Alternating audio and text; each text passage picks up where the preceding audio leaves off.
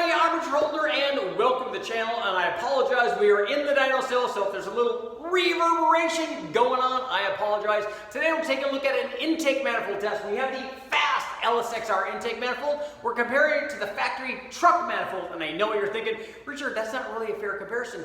That manifold cost over $1,000 and you basically get the truck manifold for free whenever you go to the junkyard. That's exactly what this test is all about. We know it gains power, but is it worth the extra money? Hey guys, if you're new, welcome to the channel. But what happens if you have a question? Hey, I saw this video, but I wanted to ask Richard a question. Well, you're in luck. You get to do that. Join us nightly, 7 o'clock Pacific Standard Time on the live feed. You can come on, join the group. If I don't have an answer to your question, chances are there are lots of bright guys. They might have an answer. So if you've got a question about any of the video that you just saw, or maybe you're working on a project, join us live, 7 o'clock Pacific Standard Time on this channel. Okay guys, got a 5.3 up on the dyno with a Brian Tooley red hot cam. We're starting off with the factory truck intake manifold, the early truck. The factory throttle body, attaching throttle body for the intake manifold. To get this baby fired up, make some pulls to see how much power we're making with the stock truck. So we're going to swap on the fast. Whoa, whoa!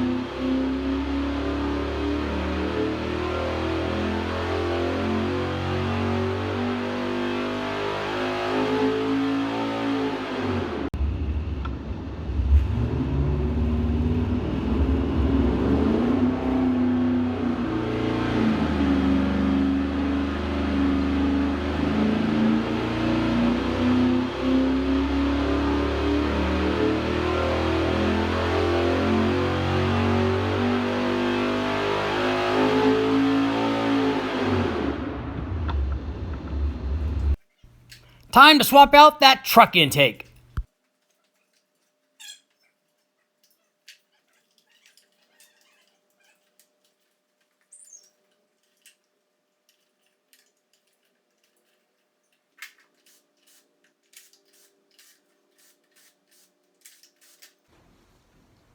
Whoa, and off you come.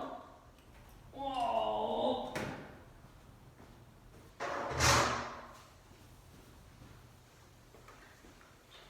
Yeah!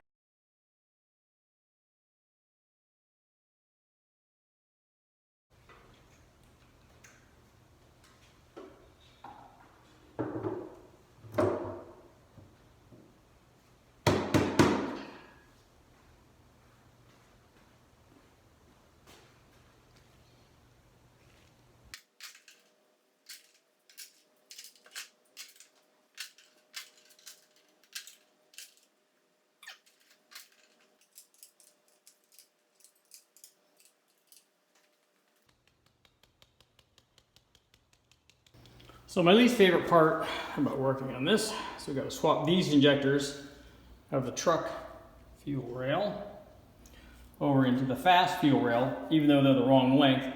I think we're going to try to make it work with some spacers. Let's find out.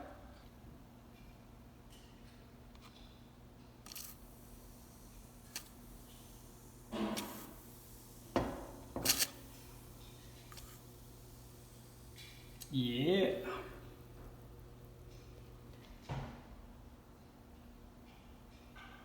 Okay, in addition to stealing all the injectors out of here, and since they were too long, I had to fabricate my own brackets.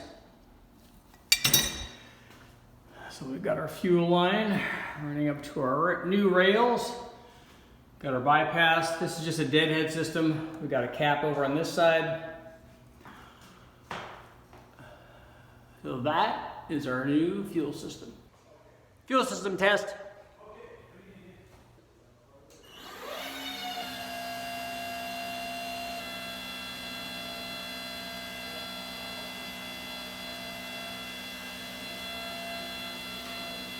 Yeah, no leaks.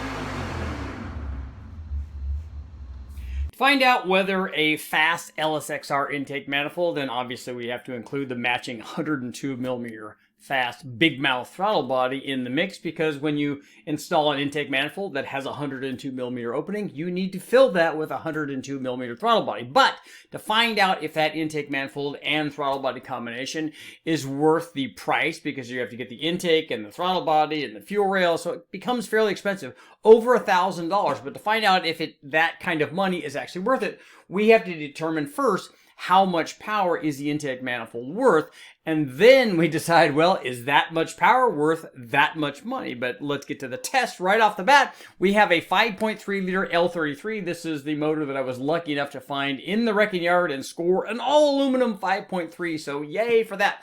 So we got our 5.3, but it's not stock, because I wouldn't ever recommend anybody get a fast manifold and upgrade their 5.3. They're in bone stock trim with a fast manifold. It's just too much money to spend, and you're not going to get good enough gains. But what happens if we're going to upgrade that with a camshaft? In this case, we did exactly that. We installed a Red Hot cam from Brian Tooley Racing, one of the newer versions. This one had a 617, 619 lift split, a 221, 240 something, because they're not providing that last digit, but it's a fairly good sized cam. It's a 220 cam, which is, you know, kind of in the middle of the road, got a lot of exhaust aeration, new profile. So this one makes pretty decent power. We've run it before, 113-degree lobe separation angle to work with that camshaft and the many other cams that we've already run on this 5.3 liter on the L33. We also did a valve spring upgrade on it. We were using the stock rockers. We were using hardened push rods, and we had this all tuned with a Holley HP management system. That way we could dial in the air, fuel, and timing on both combinations. And by the way, so that you guys, when you ask, we ran 29 degrees of total timing. We ran 23 degrees down low. We run these fairly cold water. We ran everything on 91 octane, and both intake manifolds had identical timing curves. We didn't need to change the timing. There's no need for that sort of retune, at least on the timing curve. But on the air fuel, we did, because the fast manifold wanted to make more power. It did indeed make more power. Because it was wanting to make more power, it also needed more fuel in order to have the same air fuel curve. So we did adjust the amount of fuel that we had to supply. We optimized the truck manifold, we optimized the fast manifold, and these will be our results. So run with long tube headers, 1 7/8" headers with an 18-inch collector extension, no mufflers on that. We ran a Lsxr electric water pump, and as I said, the Holley, we had 80-pound Deca injectors in this thing, which we ran with both intake manifolds. We just ran different fuel rails with both of them. So run with our truck manifold and factory drive-by-cable manual throttle body on our early truck manifold. Our BTR-CAMMED 5.3 liter L33 produced 457 horsepower, 456.5, and peak torque checked in at 412 foot-pounds, 411.7. Here's what happened when we installed our fast Lsxr intake manifold and matching throttle body. As expected, we did indeed get gains. The power jumped up from 456 horsepower, 457 horsepower, all the way up to 481 horsepower. Peak torque checked in at 417 foot-pounds, 417 foot-pounds. Most of the gains offered by the fast manifold came at higher RPM, not surprising. Above 5,000 RPM is where this thing was best. The two manifolds exchange power torque below that RPM kind of went back and forth. You can see these little waves happening between 3,800 RPM and 4,200 RPM, and then again below 3,500 RPM up to 3,600 RPM, trading very little. It's not so much that you would notice, but this thing would charge a lot bigger on the big end, or a lot more on the big end. But the thing is that kind of power gain worth it on this kind of mild application? I would say definitely yes, maybe on something that had cylinder heads also, but in this, and definitely no on something that was all stock. But in this middle of the road application, you guys have to decide. Let's get to our conclusion.